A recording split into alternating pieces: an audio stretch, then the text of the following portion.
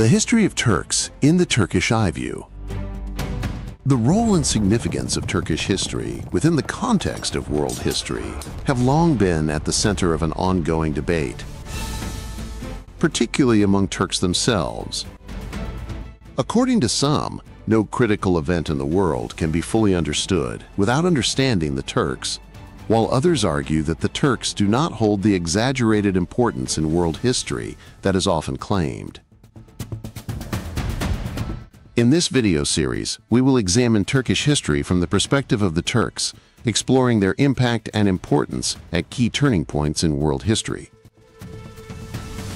Now, if you are ready, we embark on a millennia-long historical journey that begins with the early ancestors of the Turks.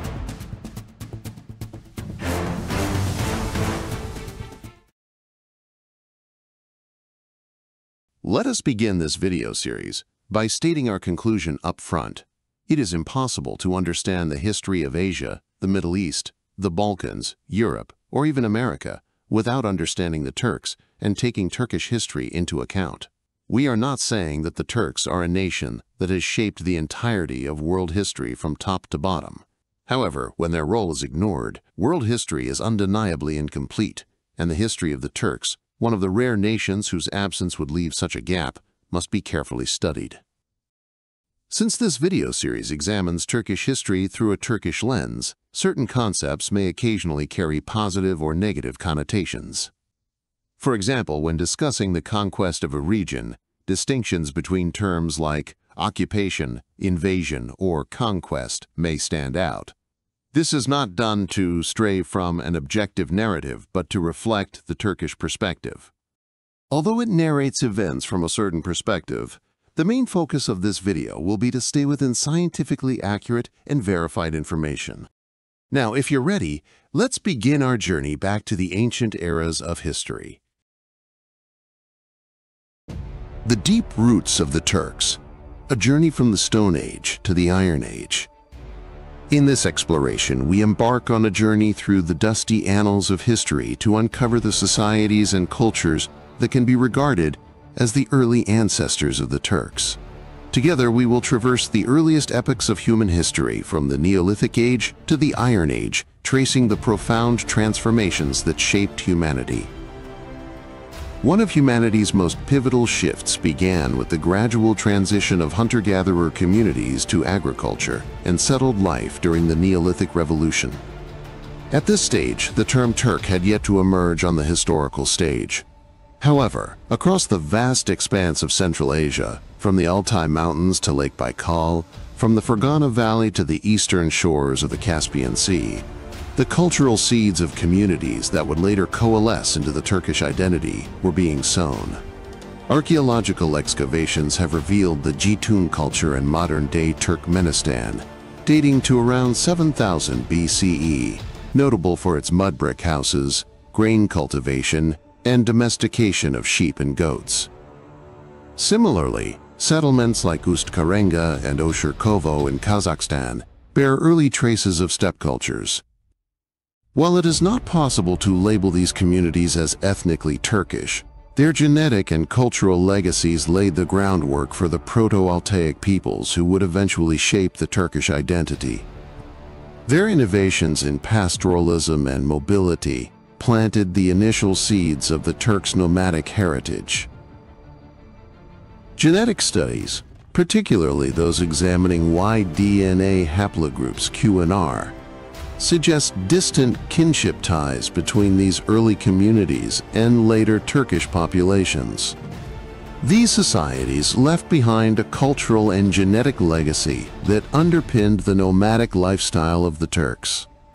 Mobility and resilience were their defining traits, foreshadowing the dynamic role the Turks would later play in world history. The transition from stone tools to metals like bronze and copper marked a new turning point for humanity.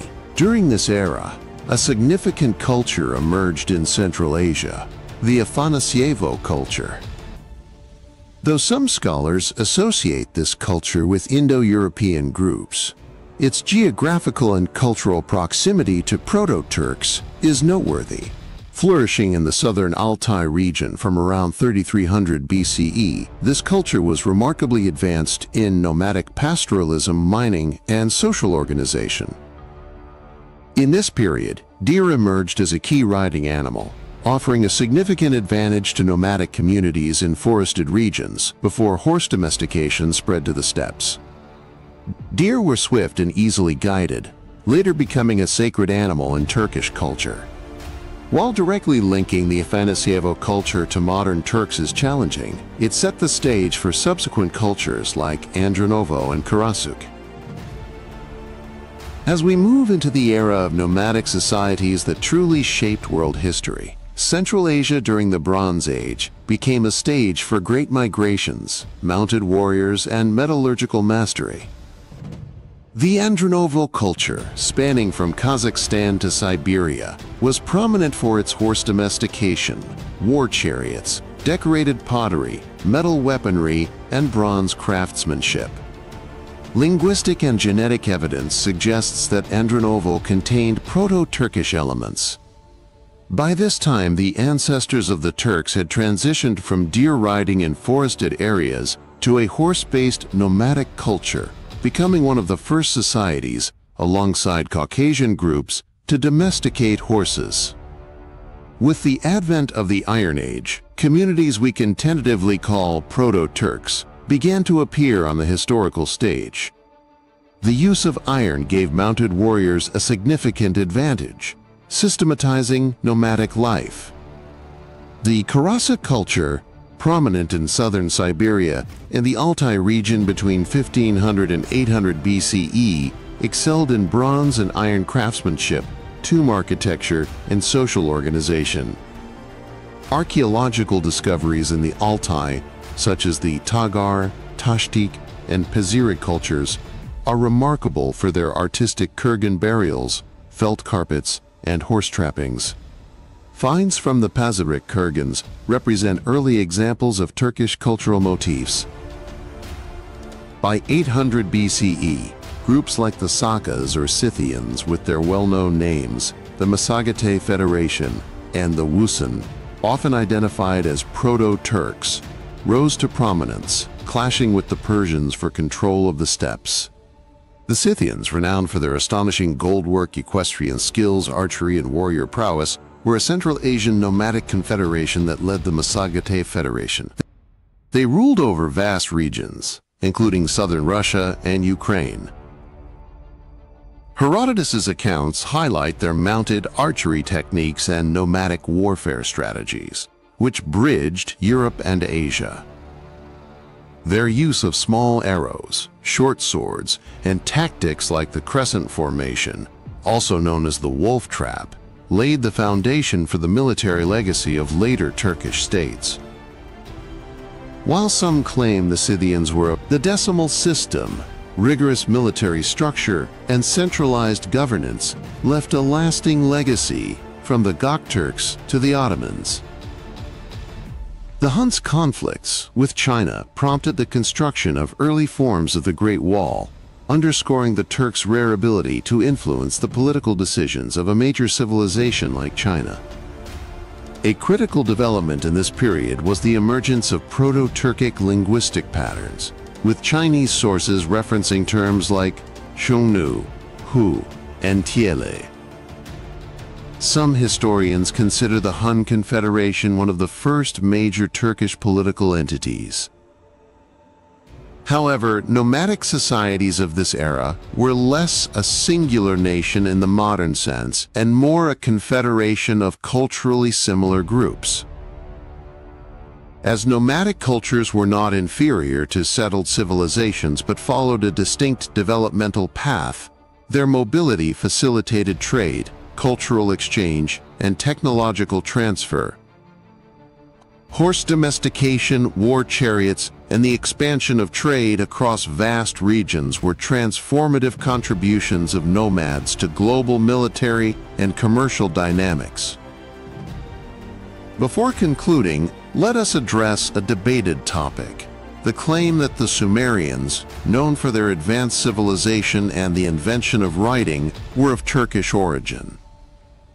Scientific analyses, including archaeological, linguistic, and cultural studies, show that while some Sumerian words resemble early Turkic terms, semantic and linguistic differences indicate distinct languages. The Sumerians, who called themselves Kengir and likely shared linguistic and cultural ties with Dravidian groups in southern India and Sri Lanka, are not direct ancestors of the Turks. However, it is evident that during their time in Asia before migrating to Mesopotamia, the Sumerians interacted culturally with the ancestors of the Turks.